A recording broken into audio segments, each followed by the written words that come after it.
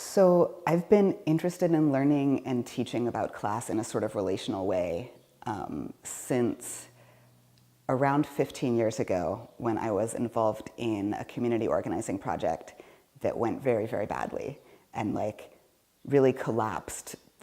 We didn't meet the goals, it collapsed relationally. A lot of us weren't speaking to each other afterwards. It was a giant mess. And a few of us got together to sort of debrief what had happened. And we really weren't sure at first. We were just like, how could this have gone so very wrong? And as we started talking it through, we realized it was a lot because of class. It was because, both because of money stuff, but also just people had very different assumptions and expectations that turned out to really fall out along class lines.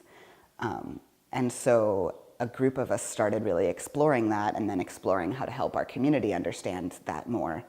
And that's where I started really getting into workshops about class and classism and also cross-class dialogues.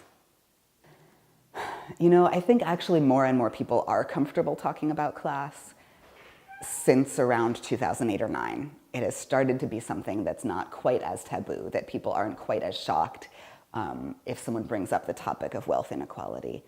But we're still not very good at talking about it.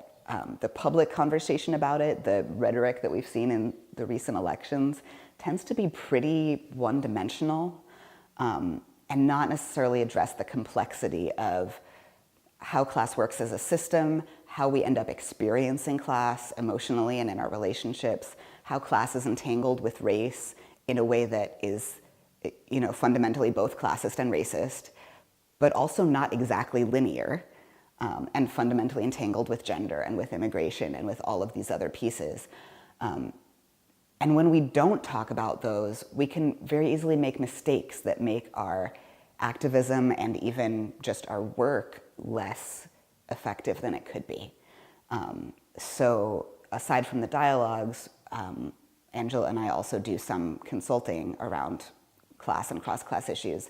And some of what we look at is how really well-intentioned policies, really well-intentioned outreach from nonprofits that intend to reach everyone can unintentionally be based in middle-class assumptions and values that end up really not applying to the great majority of people they could apply to. And so people get left out. People are unable to access activist spaces. They're unable to access services they should be able to access.